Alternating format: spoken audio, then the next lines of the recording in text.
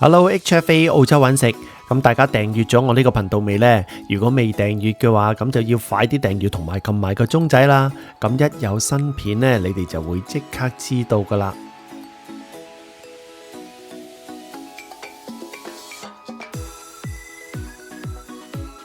咁今日呢，我哋又嚟到帕亞馬達 Parramatta 啦。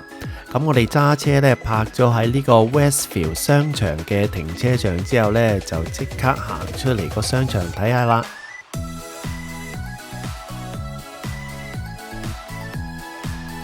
今日呢，雖然係星期六，咁但係呢都唔見有好多人喺個商場度行街喎。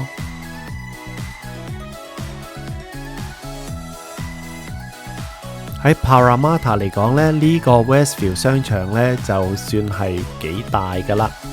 咁頭先話冇乜人流啫噃，咁但係去到呢一區呢，就見翻多啲人啦。你見嗰間咖啡室都已經坐滿咗人啦。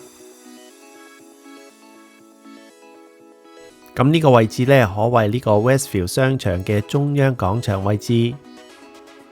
咁我哋就沿住商場行到去戲院嗰一邊。咁呢度都有一間呢兒童同埋成人嘅遊樂場噶，叫做 Time Zone。咁跟住喺戲院嗰層落返去地面呢，就會去到呢個 Parramatta 嘅交通總站噶啦。咁包括有火車啦，同埋呢個巴士嘅。咁跟住再行過啲呢，就會去到另外一個露天嘅大廣場。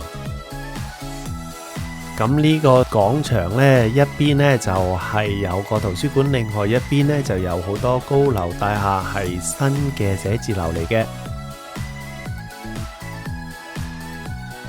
咁喺呢個廣場嘅旁邊呢，就去到我哋今日要去食嘢嘅地方啦。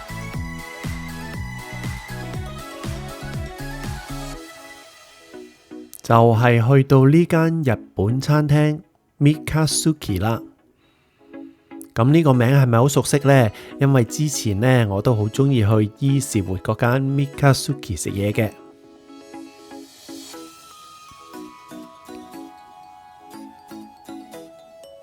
咁佢呢，除咗伊士活呢，喺 Parramatta 都有分店嘅。咁又睇下呢，熟悉嘅餐牌，睇下有咩食啦。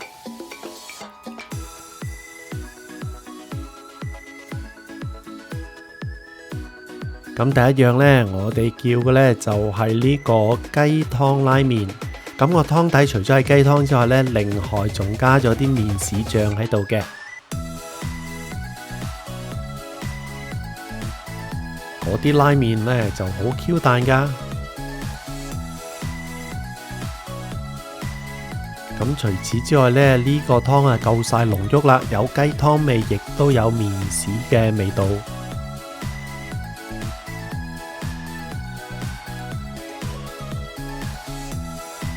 咁當然試食專員就最中意啦。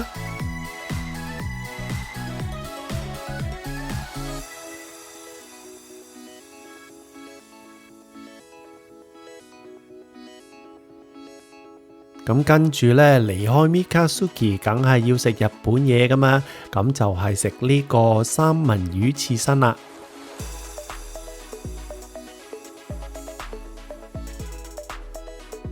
睇個擺盤呢就夠晒靚啦，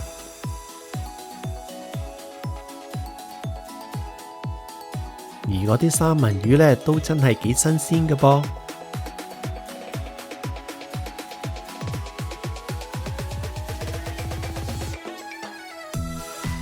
咁食呢個日本魚生刺身呢，就梗係要加啲 wasabi 落去個豉油嗰度噶啦。咁食完呢個 sashimi 之後呢，就再叫多另外一個呢，就係壽司拼盤。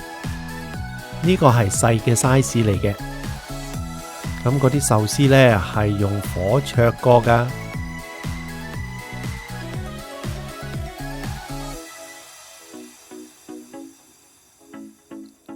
咁好味嘅幾樣食物，好快就俾我哋掃晒啦。咁今日咧簡簡單單嘅第一餐咧，我哋就食咗澳幣58蚊。咁一場嚟到 Parramatta， 梗係唔可以係錯過呢個機會喺附近行下啦。你睇呢個輕軌咧已經通咗車啦。呢個咧就係 Parramatta Square 嘅輕軌鐵路站啦。咁而喺輕軌鐵路站後邊嗰度咧就係呢個 Parramatta 嘅 Metro Station， 係而家喺度興建緊嘅。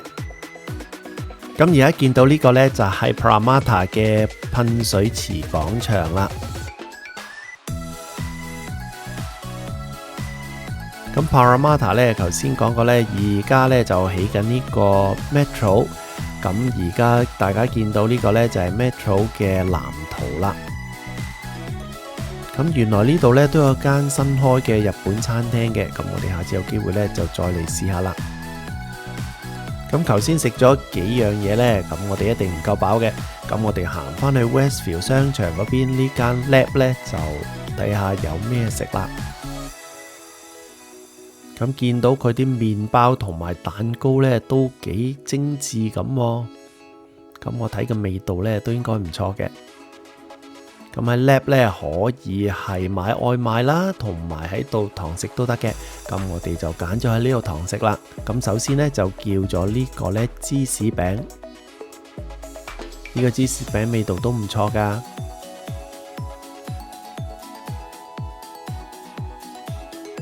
咁當然唔少得嘅就係嘆翻一杯香濃嘅 cappuccino 啦。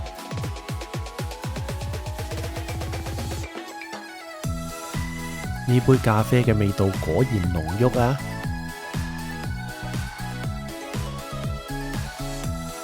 咁之後呢，我哋就追加咗一件蛋糕，呢件呢就係芋頭味嘅蛋糕嚟嘅。